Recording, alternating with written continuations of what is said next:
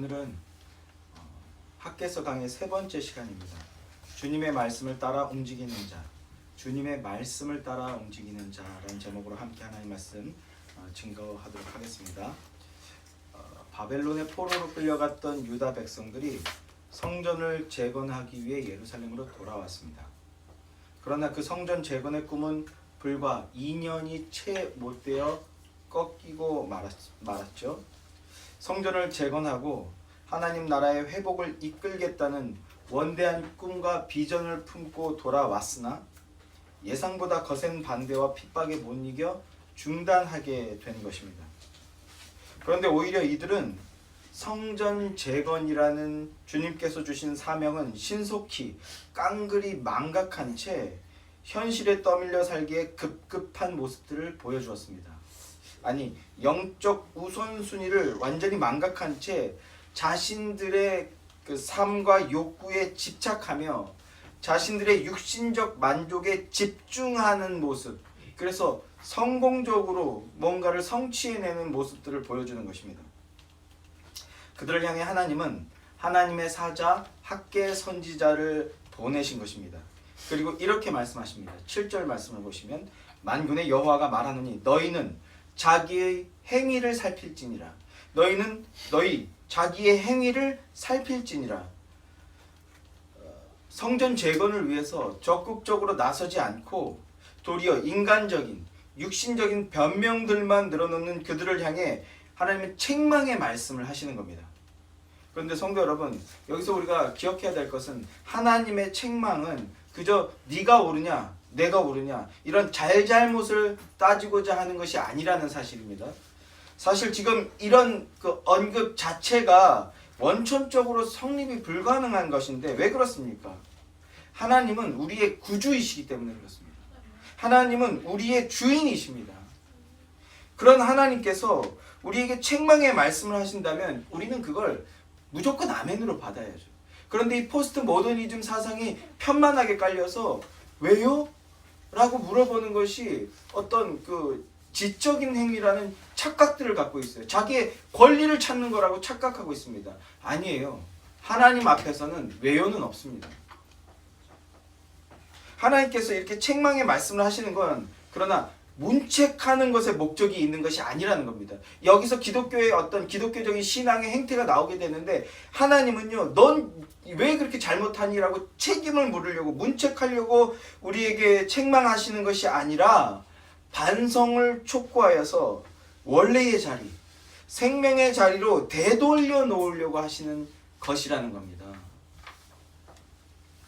하나님께서 우리에게 네가 지금 어디 있느냐, 네가 지금 어디에서 무엇을 하느냐 이렇게 물으신다면 그것은 역설적이게도 회복의 신호탄이라는 것입니다. 우리는 이 사실을 기억해야 합니다. 하나님께서 너희는 너희의 행위를 살필지니라 이렇게 촉구하십니다. 그리고 중단된 성전 재건을 재개하라 이렇게 말씀하십니다. 8절 말씀을 보면요, 너희는 산에 올라가서 나무를 가져다가 성전을 건축하라. 그리하면 내가 그것으로 말미암아 기뻐하고 또 영광을 얻으리라. 여호와가 말하였느니라. 지난 시간에 성전 재건의 의미, 그 성전 중심의 신앙이 무엇인지 함께 나누었습니다. 성전 중심의 신앙이란 인간의 행위 중심의 신앙이 아닌 여호와 중심의 신앙, 예수 그리스도 중심의 신앙, 말씀 중심의 신앙입니다. 아직도 많은 사람들이 이거를 분별하지 못해요. 행위 중심의 신앙이 무엇인지, 말씀 중심의 신앙이 뭔지, 예수 그리스도 중심의 신앙이 뭔지 아직도 이해하지 못해요. 개혁주의와 알미니안주의를 그렇게 설명을 해도 아직도 이해하지 못하고 예배 자체에 막 모든 것을 쏟아붓는 그런 모습들을 보게 되는데 가슴이 너무 답답합니다. 최소한 우리 예수의 교회 성도들만이라도 성전 중심의 신앙, 예수 그리스도 중심의 신앙을 회복하고 세우게 되기를 소망합니다. 그리스도 예수 안으로 들어가고 복음 안으로 들어가는 것입니다. 성전이란 단지 눈에 보이는 건물을 의미하는 것이 아니고 나아가 참된 신앙이란 그저 눈으로 보기에 경건의 모양만 갖춘 그런 외적 신앙 행위를 의미하는 것이 아니다라는 것입니다. 헌금을 많이 낸다? 교회를 위한 봉사와 헌신을 많이 한다? 뭐 성가대도 하고 찬양팀도 하고 교사도 하고 또 뭐가 있을까요? 하여튼 교회의 모든 일들을 열정적으로 한다? 혹은 주일 성수를 철저히 지키고 기도나 금식을 하자고 하면 빠짐없이 하며 정성을 다한 예배를 드린다? 이런 것은 물론 좋은 것입니다. 좋은 것입니다. 그러나 문제는 그 심령 안에 예수가 없이도, 예수를 믿지 않은 채도 얼마든지 행할 수 있는 것이라는 겁니다. 이런 것들은 그리스도인의 신앙, 참신앙이란 그 이상의 것이어야 한다. 이런 행위들의 본질인 예수 그리스도를 믿는 믿음이어야 한다라는 것입니다. 예수가 없이, 어린 양의 보혈의 피가 없이 드리는 예배는요, 그죠? 갸륵한 마음과 정성을 다하는 행위로 드리는 예배라면 그 예배당은요, 더 이상 성전이 아닙니다. 그 예배당은 더 이상 성전이 아니고 신전이 되는 거예요. 이 성전과 신전의 차이를 구별할 수 있기를 원합니다. 참된 신앙이란 행위 그 이상 예수 그리스도 안으로 들어가는 것을 의미합니다. 즉 구속주 예수 그리스도를 믿는 믿음, 그것이 바로 성전 재건의 의미입니다. 하나님께서는 성전을 재건하라 라고 말씀하십니다. 그리고 그것으로 말미암아 기뻐하신다 라고 말씀하십니다. 하나님이 기뻐하시는 것은 크고 화려한 건물이 아니라 마음으로 주님을 찾고 주님을 신뢰하며 주님을 의지하는 것, 주님의 백성들의 그 믿음입니다. 화려한 예배가 아니라 마음으로 주님을 신뢰하며 주님을 의뢰하고 의지하고 주님을 따르는 것, 주님의 말씀에 순종하는 것, 그것입니다. 겨자씨만한 믿음도 놓치지 않고 보시는 주님께서 여러분의 그 마음의 중심에서 우러나오는 믿음을 찾고 기다리시고 계신 것입니다. 그 믿음을 보일 때 하나님은 기뻐하시고 하나님은 영광 받으십니다. 하나님을 기쁘시게 해드리고 하나님께 영광 올려드리는 참된 신자들이 되시길 소망합니다. 하나님께서는 예루살렘으로 온 포로 귀한 자들에게 그런 믿음의 본을 기대하며 기다리고 계셨던 거예요. 그런데 그 포로 귀한 자들의 그 모습은 어떠했습니까?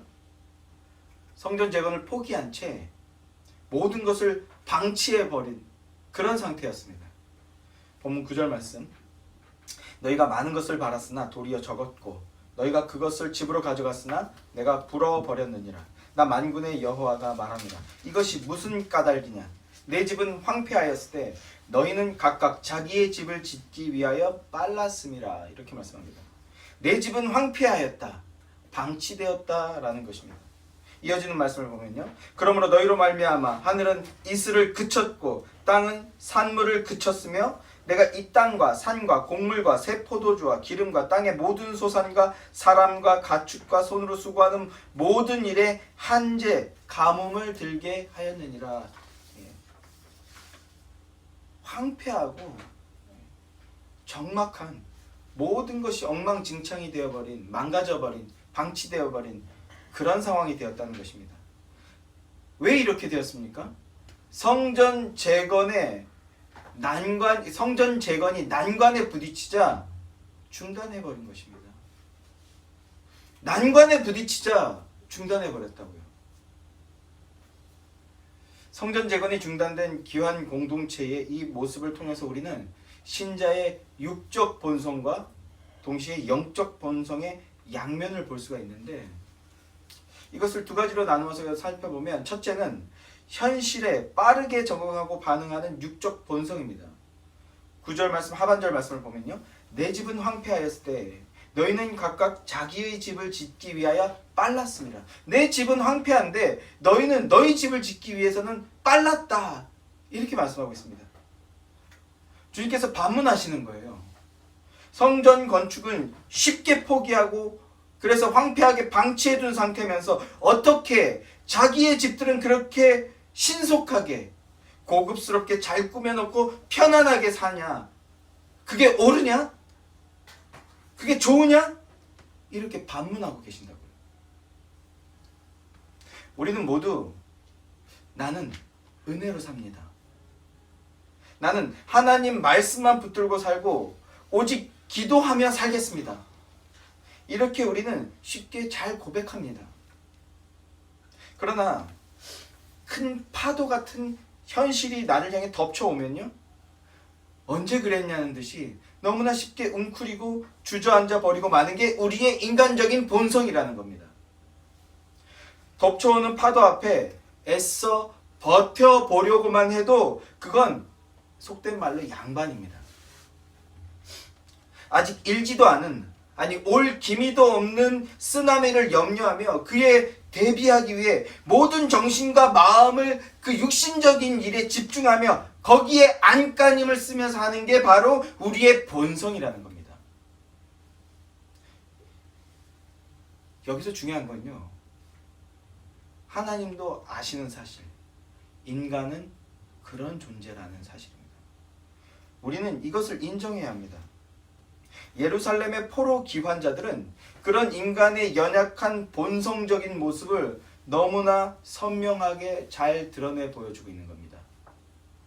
그러나 학개서를 통해서 발견할 수 있는 놀라운 사실은 하나님은 그런 우리를 놓치지 않으시고 찾아와 주신다는 사실입니다.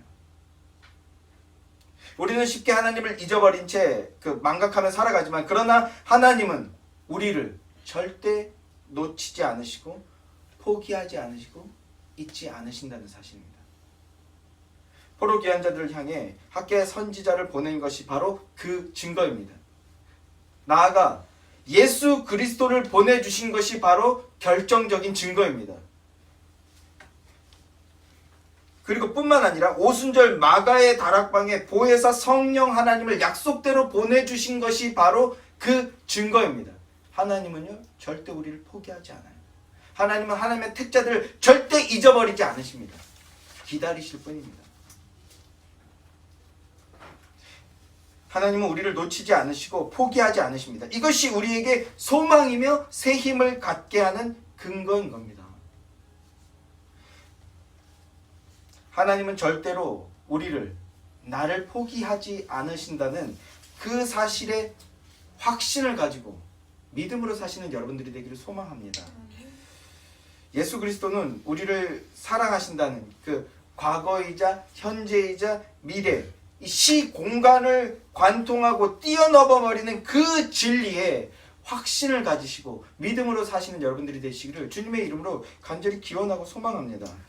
두 번째, 기환 공동체의 모습을 통해서 볼 수 있는 인간의 영적 본성은 패배의식에 젖어 있다는 겁니다. 패배의식에 젖어서 스스로의 힘으로는 절대 그것을 깨고 나오지 못한다는 사실입니다. 이것이 너무나 중요한 인사이트인데요. 패배의식에 젖어서 스스로의 힘으로는 절대 그것을 뚫고 나오지 못한다는 겁니다. 깨고 나오지 못한다는 것입니다. 성전 재건, 하나님 나라의 회복이라는 원대한 꿈을 꾸며 결연하게 돌아왔건만 성전이 있던 자리는 여전히 황량하고 황폐합니다. 그리고 그들은 너무나 쉽게 포기해버렸습니다. 포로 귀환자들의 모습을 통해 볼 수 있는 영적 인사이트가 무엇입니까? 믿음의 삶을 살기로 소원하고 결단한 인생들, 그 앞에는요, 반드시 영적 공격이 있다는 것입니다. 내가 믿음으로 살겠다! 이런 결심이 강하면 강할수록 대적 마귀의 공격도 강해진다는 사실입니다. 이것을 지혜자들은 명심하고 기억해야 합니다. 내가 믿음으로 살려고 결단할수록, 내가 예배를 통해 은혜를 받아 내가 이번 한 주 믿음으로 살겠습니다. 말씀 읽겠습니다. 말씀 붙들고 살겠습니다. 이런 결심이 강하면 강할수록 악한 마귀는요, 더 집중적으로 공격한다는 사실을 우리는 자꾸 잊는 것 같아요. 그것을 기억해야 한다는 것입니다. 영적 통찰과 지혜가 있는 성숙한 신자라면 그럴수록 더욱 철저히 주님만 의지하려 할 것입니다. 그게 믿음이에요. 그게 믿음. 나는 안 돼. 주님의 능력이 없이 나는 안 돼. 주님의 능력만으로 돼. 이게 믿음이라고요. 그런데 포로 귀한 자들에게는요, 아직 이런 영적 성숙함이 없었어요. 인간적인 의지와 결심이 크면 클수록 반대급부로 어떤 일들이 벌어집니까? 그 일이 안 됐을 때, 좌절되었을 때 낙심하는 것, 무너지게 되는 폭도 커지게 되는 겁니다. 15년 동안이나 성전 재건이 중단되었습니다. 이 시간의 길이만큼 그들은 깊은 패배의식에 빠져드는 거예요. 시간의 길이만큼 패배의식이 짙어지는 겁니다. 우리는 안 돼. 난 뭘 해도 맨날 이래. 이런 말을 입에 달고 살게 되는 거죠. 그러니까 아이러니하게 근데 육신적으로는 잘 나가게 되는 거예요. 그러면서 육신적으로는 막 잘 나가면서 입으로는요, 내가 뭔 믿음으로 살아. 내가 뭘 난 뭘 해도 안 돼. 내가 무슨 성경을 읽어. 내가 무슨 기도를 해. 나 같은 게 무슨 믿음의 삶이야. 빠르게 인정해버리죠. 빠르게 인정해버려요. 또요, 요즘 같은 세상에 누가 목사 말대로 사나? 요즘 같은 세상에 누가 설교 들은 대로 사나? 요즘 같은 세상에 누가 성경대로 사나? 요즘 같은 세상에 도대체 요즘 같은 세상은 어떤 세상입니까? 흔한 짤이죠. 소크라테스 시대의 어떤 벽화의 글을 찾았는데 그런 글이 있다고 하죠. 요즘 애들 버릇없어. 그 요즘과 요 요즘은 좀 다릅니까? 도대체 그 쉽게 인정해버리는 그 요즘 같은 세상이란 어떤 세상일까요? 주변의 사람들을 보면 나와는 다른, 나는 상상조차도 못할 만큼 앞서 나가 있는 것만 같고, 나와는 차원이 다른 우월한 삶을 사는 것 같고, 나와는 다른 고급진 삶을 사는 것만 같습니다.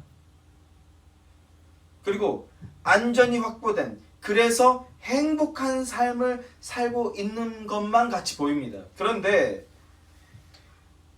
언제 성전 재건하고 언제 성경대로 사나? 어떻게 성경대로 사는가? 흔히 우리는 이런 모습들을 보게 된다는 것이죠. 그런데 이것보다 더 심한 경우가 있습니다. 그게 바로 예루살렘 포로 귀한 자들의 모습인데, 내가 해봤는데 안 돼. 이렇게 말하는 사람들입니다. 그거 다 내가 해봤는데, 성경대로 사는 거, 설교 들은 대로 사는 거, 기도하며 사는 거, 믿음대로 사는 거, 그거 다 내가 해봤는데 그거 안 돼. 모든 힘을 쏟아 헌신하고 희생하고 노력하다가 포기해버린 사람들. 아무것도 안 한 사람들은 상처도 안 받아요. 좌절도 크게 안 해요. 그런데 내 깐에는 뭔가를 해보려고 하는 사람들, 내 힘으로 성전을 재건해보려고 하는 사람들, 내 힘으로 기도에 전념하는 삶을 살려고 하는 사람들, 내 힘으로 성경대로 살겠다라고 결단하고 살아보려고 하는 사람들, 이런 사람들은요, 깊은 패배주의에 빠지는 겁니다. 그게 바로 그 수르바벨과 포로 귀한 자들의 모습이었던 거예요. 그리고 15년이라는 시간 동안 방치되면서 깊은 패배의식에 스스로 함몰되어 버린 겁니다. 여러분, 우리의 삶을 믿음으로 개혁한다는 것이 얼마나 힘든 일입니까? 게다가 한번 믿음으로 살아보겠다고 이렇게 도전을 했다가 포기한 사람들, 그들을 깨우고 흔들어서 일으켜 세운다는 것은요, 정말 젖은 장작에 불을 붙이는 것 같은 일입니다. 그런데 여기서 저는 우리 성도 여러분들에게 한 가지 질문을 던지고 싶습니다. 우리는 그리스도의 몸된 교회로서 한 몸이요 한 공동체이지만, 그러나 동시에 우리는 저마다 개인의 삶을 각기 다른 모양으로 살아가고 있습니다. 그런데 여러분은 무엇을 따르는 삶을 살고 있고 무엇에 의해서 살고 있습니까? 어떤 신호에 쫓아가고 계시고 어떤 것이 여러분을 움직이게 하고 있습니까? 사람들의 말입니까? 세간의 풍문입니까? 아니면 주변의 문화나 분위기입니까? 아니면 신문이나 뉴스입니까? 아니면 미디어, 아니면 SNS입니까? 아니면 돈입니까? 아니면 명예입니까? 아니면 행복입니까? 안전입니까? 여러분은 어떤 것의 신호를 받아서 그 신호를 쫓아가고 계십니까? 어떤 움직임을 보이고 계시냐는 겁니다. 질문을 조금 바꿔보겠습니다. 신자란 무엇을 따르는 자입니까? 신자는 어떤 신호에 반응하고 어떤 신호를 쫓아가는 자이겠습니까? 하나님께서는 깊은 패배의식과 세속주의에 빠진 예루살렘 포로 귀환 공동체를 어떻게 깨우고 어떻게 일으켜 세우시는지 하나님 말씀을 통해서 우리가 확인해 보도록 하겠습니다. 12절 말씀입니다. 본문 12절 말씀.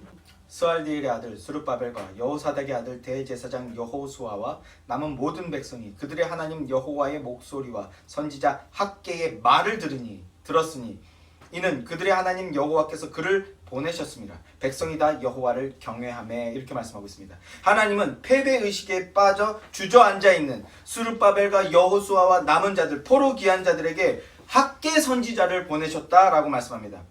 그리고 주님의 말씀을 대언하게 하시는 겁니다. 뭡니까? 하나님의 말씀을 주셨다는 거예요. 오늘날 우리로 치면 뭡니까? 성경 말씀을 듣게 된다는 겁니다. 그들이 여호와 하나님의 목소리 학개 선지자의 말을 들었다라고 말하고 있어요. 하나님의 말씀을 들은 겁니다. 13절 말씀을 보면요. 그때 여호와의 사자 학개가 여호와의 위임을 받아 백성에게 말하여 이르되 여호와가 말하노니 내가 너희와 함께 하노라 하니라 이렇게 말씀합니다. 자, 말씀을 좀 한번 보세요. 여호와의 사자라는 말은요. 뭐 사자 목사님 그러는데 이 사자 목사님이 좀 다른 말이지만 이 사자 목사님이라는 말 때문에 상처받아서 교회를 떠났다는 사람들이 있어요. 왜들 그러는지 모르겠네 진짜. 사자가 뭡니까? 특별한 존재예요? 무슨 대단한 존재입니까? 하나님과 동급의 존재예요? 아닙니다. 그냥 메신저예요. 메신저. 말을 전하는 사람. 제가 몇 차례 그거 너무 말도 안 되는 이런 유치한 수준의 이해도 갖고 있지 못해서 교회에 상처받았네 뭐 이런 말 하면서 교회를 떠나는 사람들, 그 마귀 사탄의 꼬임에 넘어간 것이거든요. 사실은 사자란 그냥 메신저라고요. 그런데 그를 왜 존귀하게 대합니까?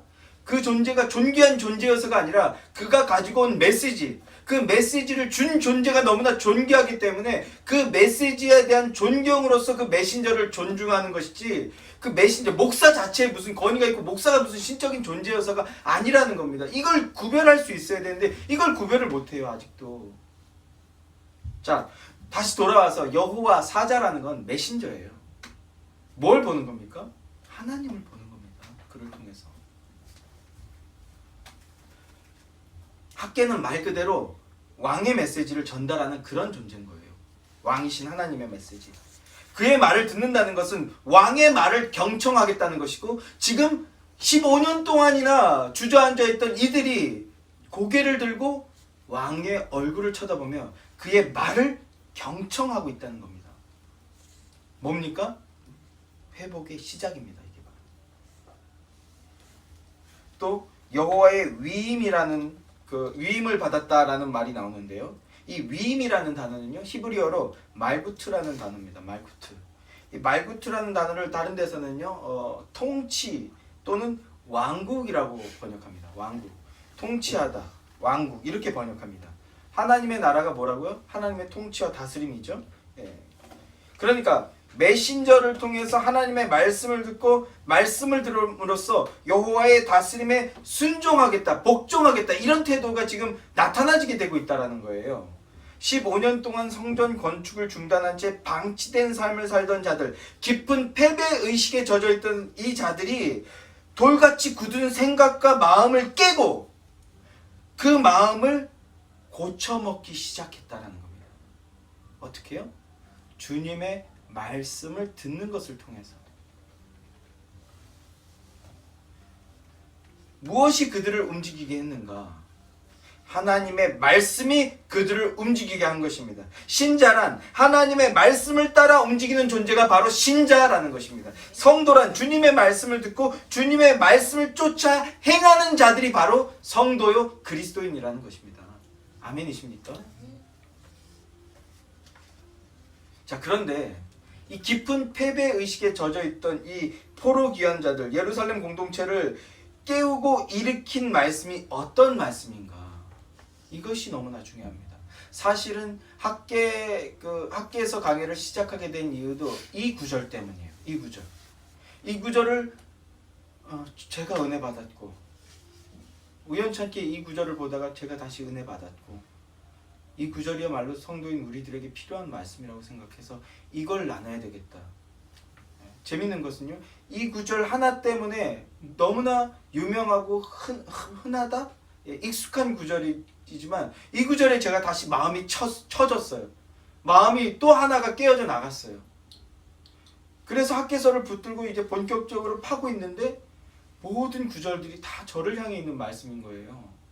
이 구절뿐만이 아니라 모든 구절들이 예수의 교회를 향하고 있는 거예요. 모든 구절들이 심지어는요, 여러분들을 불편하게 할 수도 있는 말씀들까지도 저를 향해 있고 우리를 향해 있다는 걸 깨닫게 되었습니다.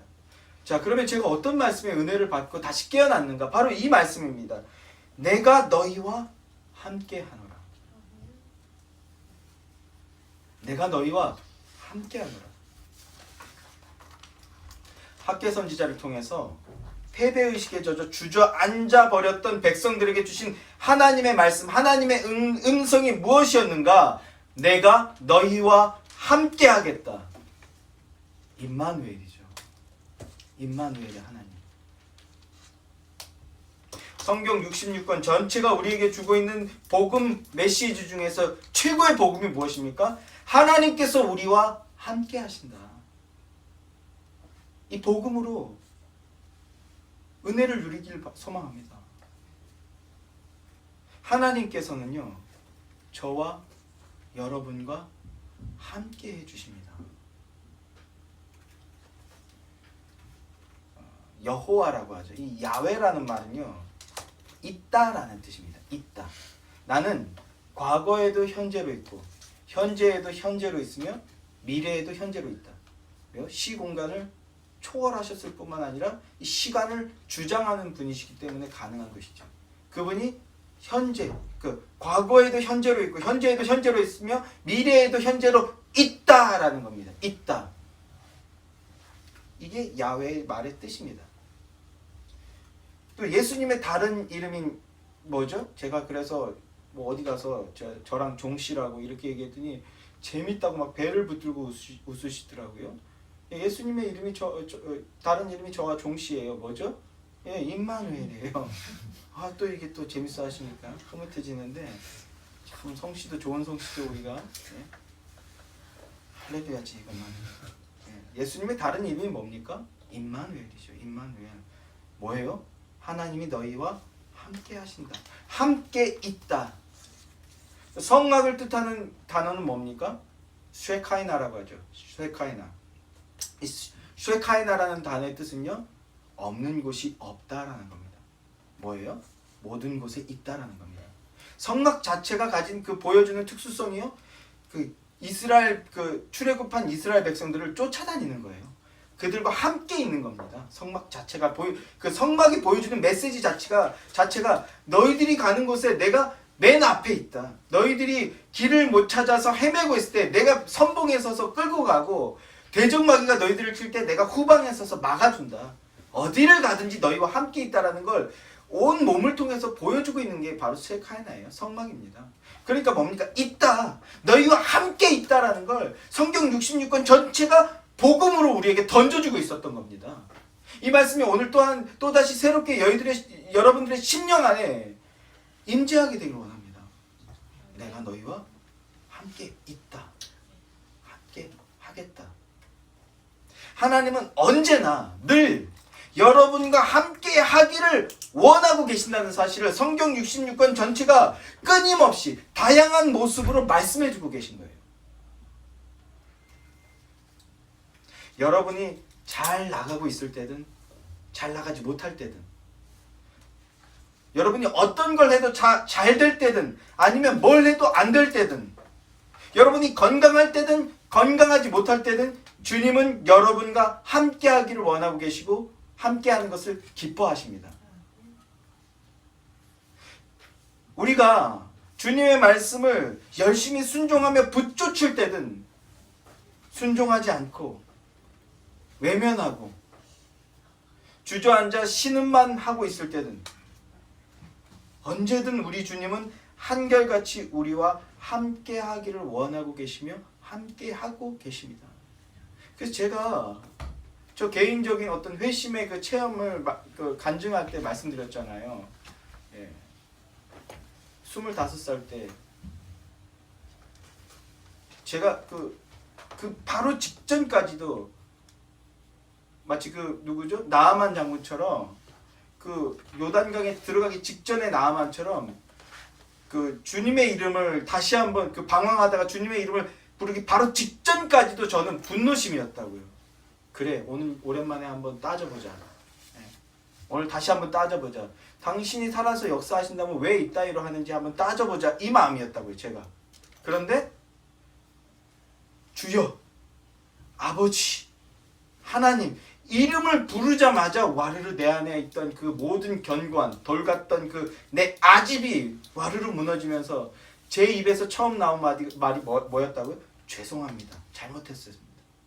이게 너무나 웃기지 않아요? 1분 전까지만 해도 그래 오늘 한번 따져보자. 이거 분노심에 가득 차서 아주 그냥 제가 꼴통으로 객기를 부리고 그러고 살고 있었는데 이 분노심으로 그 한번 그래 하나님 아이고 그랬는데 그 하나님의 이름을 부르는 그 순간 나아만이 요단강물에 7번째 들어갈 때도 낫지 않았는데 일어나는 그 순간 깨끗해진 것처럼 하나님의 이름을 부르는 그 순간 제 입에서 나온 건 죄송합니다.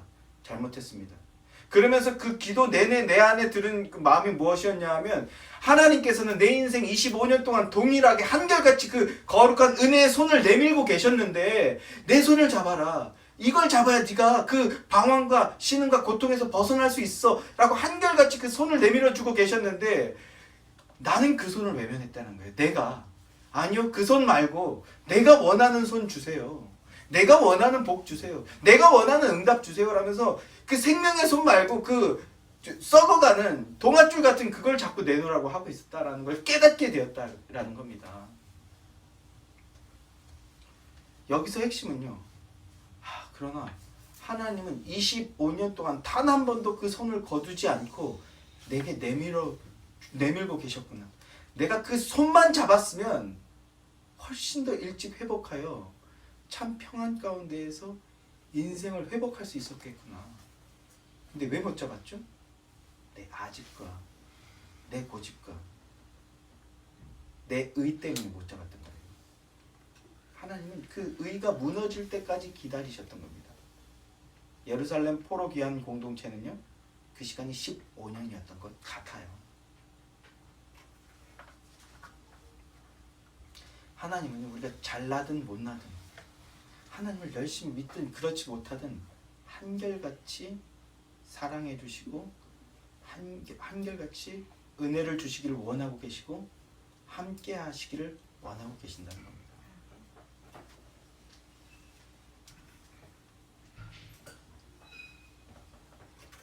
우리가 주님을 바라볼 때 믿음으로 주님을 붙들 때 찢기고 상처받았던 마음이 회복되고 다시 일어나서 움직일 수 있게 되는 겁니다. 하나님이 우리와 함께 해 주신다는 이 진리의 사실을 믿음으로 받을 때 회복이 시작되는 겁니다. 새 삶을 살게 되는 겁니다.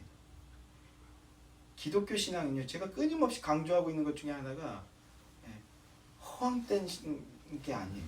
뜬구름 잡는 게 아닙니다. 예배당에 와서 주여 주여 한다고 해서 집에 가서 아이들이 지절로 똑똑해지고 바른 생활을 하고 꿈과 비전을 갖고 그러지 않아요. 예배당 와서 주님 찬양하고 기도한다 그래서 지절로 내 일이 잘 풀리고 만사가 형통해지지 않습니다. 그건 기독교 신앙이 아닙니다. 기독교 신앙은요, 그 기독교 신앙의 믿음은요, 실제가 있는 거예요. 여기서 실제는 기독교 강연을 통해서 또다시 나눌 내용이지만 지식이에요. 믿음의 지식, 성경의 지식. 그 지식을 통해서 내가 그 말씀을 해석해내요. 내가 그 말씀에 순종하는 행위를 통해서 삶이 개척되고 개혁되어지는 겁니다. 그래서 기독교가 들어간 나라는요, 그 나라가 변화되고 결국 어떻게 됩니까? 잘 사는 나라가 된 거예요. 이해되시죠? 이와 같이 학계 선지자의 말씀을 들은 자들은요, 어떻게 되었습니까? 다시 움직이기 시작한 겁니다. 15년 동안이나 주저앉아 있던 이 자들이 다시 움직이기 시작한 것입니다. 문제 해결 방안은 바로 여기에 있었던 겁니다. 뭡니까? 주님을 바라보고 주님을 의지하는 것.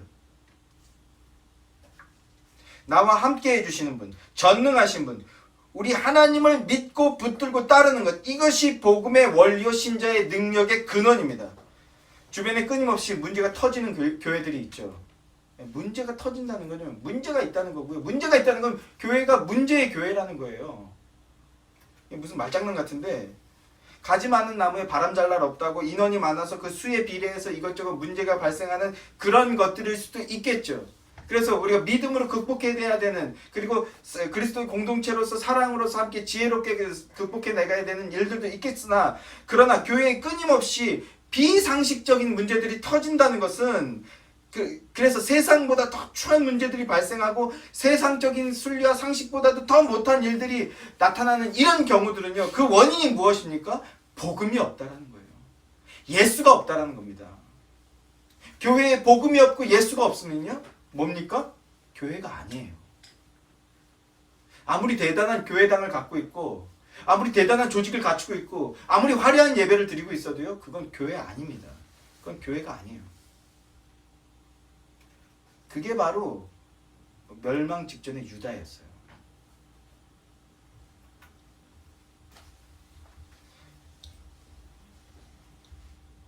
교회에 문제가 발생한다? 답은 간단하다고요. 사랑이 부족하거나 노력이 부족해서가 아니라 복음이 없다고요. 예수가 없는 겁니다. 예수님이, 예수 그리스도가 교회의 머리, 그 교회의 머리가 아니기 때문입니다. 이걸 인지하고 인정하는 것에서부터 문제는 회복되는 거라고요. 이 가톨릭 교회의 전성기라고 할 수 있는 그 중세 천년을 교회사는요, 암흑기라고 부릅니다. 암흑기. 왜 중세 교회를 암흑기라고 부르는가? 중세 교회는 왜 결국 그렇게 추악하게 부패하고 타락했는가? 임마누엘, 하나님이 함께 하신다는 사실을 믿으며 예수 그리스도의 이름을 불러야 되는데, 그들은요, 예수 그리스도의 이름을 부르지 않았어요. 그들은 무슨 이름을 불렀습니까? 성자들의 이름을 부르고 성인의 이름을 불렀습니다. 성모 마리아의 이름을 부르고 성인들의 이름을 불렀습니다. 그러니까 믿음이 없고요, 복음이 없었던 거예요. 가톨릭 교회는요, 오늘날로 치면 그 어떤 교회보다 정성이 가득하고 경건의 모양이 넘치는 예배, 엄숙하고 근엄하고 진지한, 그래서 거룩함이 막 넘쳐 보이는 그런 화려한 예배를 드렸던 게 바로 중세 가톨릭의 그 예배였습니다. 그러나 그 안에 뭐가 없어요? 예수가 없었던 겁니다. 하나님은요, 그 외적인 겉에 드러나는 화려함, 두 손 들고 뜨겁게 찬양하고 기도하고, 이걸 보시는 게 아니에요. 그 안에 뭐가 들어있나, 그걸 보는 겁니다. 하나님은 조직을 보시는 게 아니에요. 화려한 예배당을 보시는 게 아니라고요. 그 안에 예수가 있나 없나, 그걸 보는 겁니다. 네가 예수로 옷 입었나 안 입었나, 그걸 보시는 거라고요. 그래, 가톨릭은 그 예수가 없었기 때문에 생명력을 잃게 되었고, 살았으나 죽은 존재와 같은 교회가 되어버렸던 겁니다. 예루살렘의 포로기한 공동체는요, 드디어 하나님의 말씀을 듣기 시작했습니다. 기쁨으로 주님의 말씀을 듣고, 내가 너희 안에서 일할 것이니 너희도 나와 함께 다시 힘을 내어 일을 하자 하는 이 하나님의 말씀에 힘을 얻어 움직이기 시작한 겁니다. 순종하기 시작한 겁니다. 이어지는 14절 말씀을 보면요.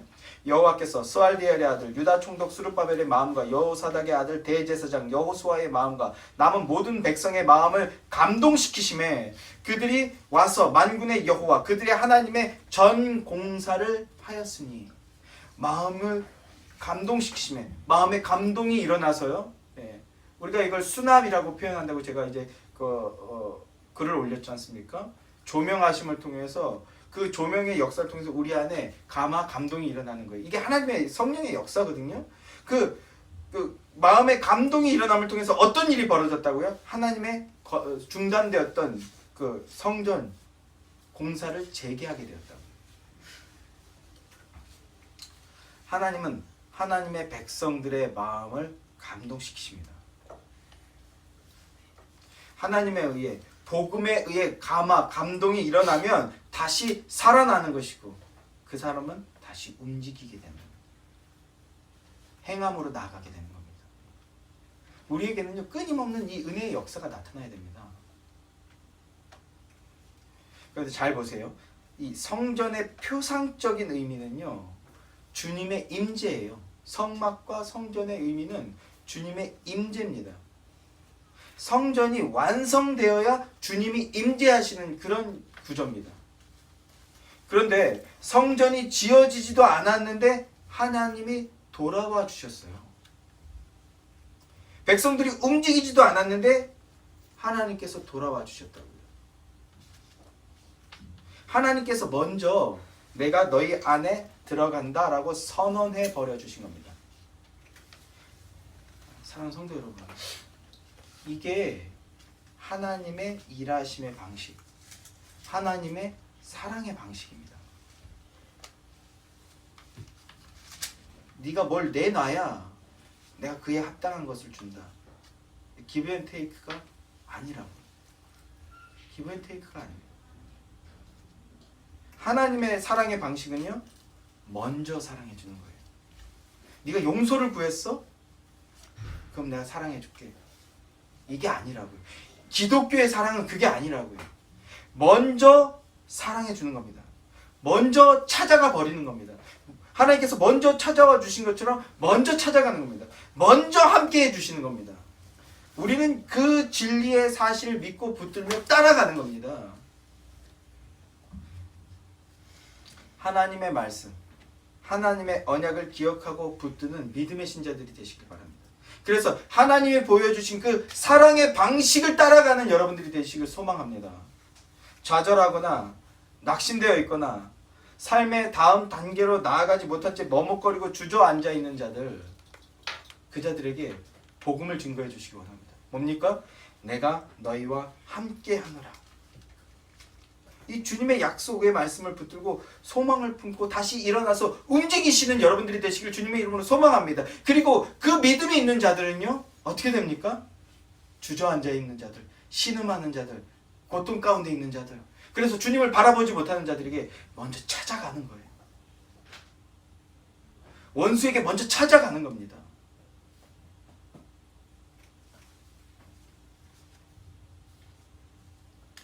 주님의 이 약속의 말씀을 붙드시는 여러분들이 되게 소망합니다. 바로 지금 이 순간. 하나님의 말씀을 들음을 통해 회복된 포로 귀한 자들은 하나님께서 내가 너희와 함께 하겠다는 이 말씀을 듣고 성전 재건 공사를 재개하게 됩니다. 하나님이 함께 하신다면 성전은 반드시 지어진다. 반드시 완성된다. 이 믿음의 확신이 생긴 겁니다. 하나님이 나와 함께 하신다는 확신이 생기면요 성전 세우는 믿음과 움직임이 발생하는 것입니다. 사랑하는 성도 여러분, 성전 건축이란 단순히 교회당 짓는 것을 말하는 게 아닙니다. 하나님 중심의 신앙, 예수 그리스도 중심의 신앙, 성경 중심의 신앙이 세워지는 것입니다. 확실한 경건의 경험이 생기는 것이고, 그리고 구원에 이르는 믿음이 더욱 깊고 온전해지는 것입니다. 신자란 주님의 말씀에 복종하는 자이고 주님의 말씀만을 따라 움직이고 행하는 자들입니다. 성전 중심의 신앙이란 그리스도가 내 구주라는 확신과 그리스도로 말미암아 영생의 백성이 되었다라는 확신 가운데 서게 되는 것입니다. 성경의 말씀이 하나님의 말씀이요 진리의 말씀을 믿으시는 복된 자들이 되시기를 주님의 이름으로 소망합니다. 주님의 말씀이 나를 위한 진리이고 나와 함께하는 진리라는 것을 믿으시는 복된 자들이 되시기를 소망합니다. 주 예수께서 여러분과 날마다 함께 하심을 믿으시며 임마누엘의 은혜를 충만히 누리는 복된 인생이 되시기를 주님의 이름으로 간절히 소망하고 기원하고 축복합니다.